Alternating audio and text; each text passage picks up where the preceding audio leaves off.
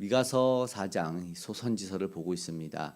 3장 말씀을 지나면 심판과 징계를 말씀하는데 오늘 함께 읽은 이 4장에서는 회복을 말씀하십니다. 이것이 하나님의 뜻이죠. 그러나 그냥 일방적인 막연한 회방이 아니라 이방 나라들에게 오라라고 2절에 말씀합니다. 2절에 곧 많은 이방 사람들이 가며 이르기를 오라 우리가 여호와의 산에 올라가자 합니다. 그러니까 지금 우리는 하나님의 뜻이 이스라엘 백성에 아주 국한되어 있는 것이 아니라 세계 열방 모든 민족을 향한 뜻이 있다는 것을 알게 됩니다. 그렇게 돌이켜보면 우리나라에 복음이 왜 들어왔는지를 알게 됩니다. 바로 복음이 땅끝까지 전파되기를 원하는 하나님의 뜻에 순종한 복음의 열정을 가진 선교사님들을 위해서 그로 인해서 오늘 우리에게 복음이 들어왔다는 것을 기억했으면 좋겠습니다. 그래서 어떻게 해야 됩니까? 우리도 열방을 위해서 하나님의 뜻에 순종하는 삶을 위해서 기도해야 할 것입니다. 하나님은 그렇게 세계 열방 모두를 불러 모아서 선포하시는 말씀은 3절의 말씀에 보니까 칼을 쳐서 보습을 만들고 창을 쳐서 낫을 만들라, 전쟁 무기를 가지고 농기구를 만들라고 말합니다. 그렇게 3절에는 뭐라고 합니까? 다시는 칼로 치지 않고 전쟁도 연습하지 않는다고 말씀합니다. 이것이 하나님의 뜻이다라는 것입니다. 오직 이 땅에 예수 그리스도가 오심으로 평화가 선포되었습니다. 무엇으로 말씀합니까? 하나 되게 한다라는 것입니다.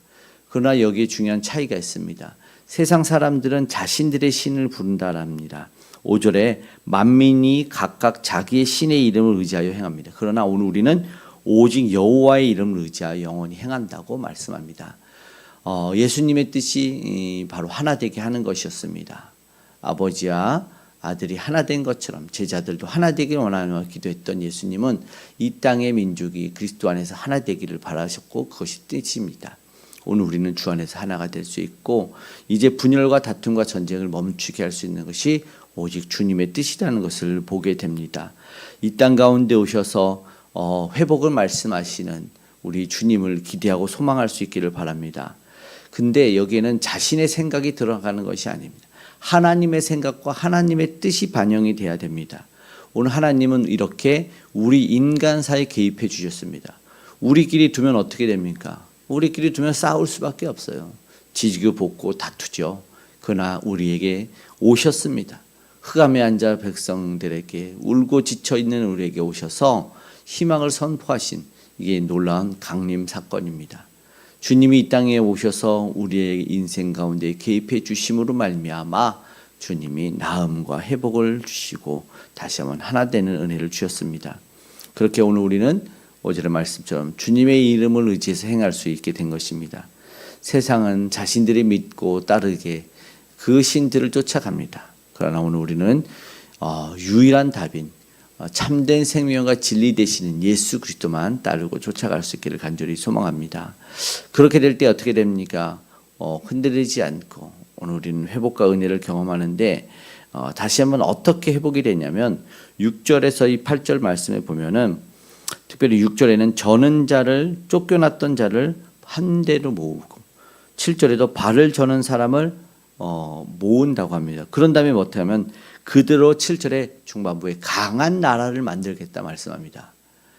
저는 자들, 힘없는 자들, 소외된 자들을 불러서 강한 자들을 만든다는 이 주님의 계획이 있습니다. 그러니 우리가 잘나서가 아니라 우리가 무언가 가져서가 아니라 오늘 주님의 은혜를 통해서 아픔을 겪고 있는 자들, 고통을 겪고 있는 자들, 때로는 손가락질 받는 모든 자들을 불러 모아서 강하고 능력 있는 하나님의 나라, 하나님의 군대 마하나님을 만든다는 말씀을 하는 것입니다. 오늘 주님의 그 계획을 믿으시길 바랍니다. 오늘 우리가 예수 그리스도를 믿고 따르는 이유가 바로 그것 아니겠습니까?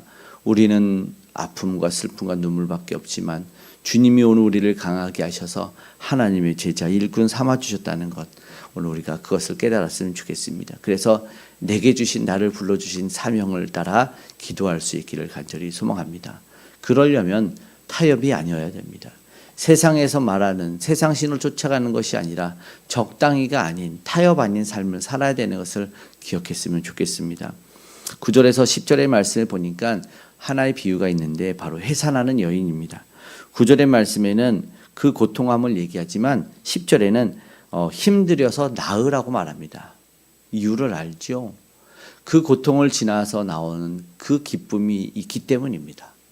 해산의 고통이 있지만 이후에 나오는 기쁨은 이루 말할 수가 없습니다.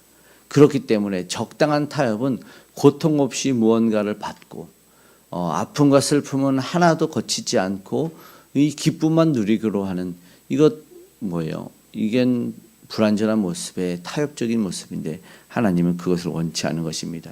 비록 지금 아프지만 고통스럽지만 오늘 주님을 믿고 따르면 회복될 줄 믿습니다. 참된 기쁨을 누릴 수 있게 된다는 겁니다. 이게 뭐라고 말하냐면 강하게 하신다 그러지 않았습니까? 강하게 하십니다. 오늘 우리가 예수 그리스도를 믿고 따르는 이유가 바로 그것입니다. 오늘 우리의 기도의 이유가 여기에 있습니다.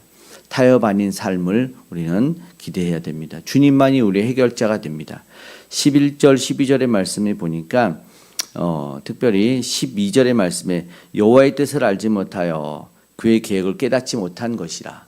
이것이 큰 실수이지만 반대로 하나님의 뜻을 알고 깨달으면 놀라운 은혜가 임한다는 것이지요. 세상에서는 하나님의 뜻을 깨닫지 못하면 하나님의 뜻대로 사는 인생들을 어떻게 합니까? 비웃습니다. 조롱합니다.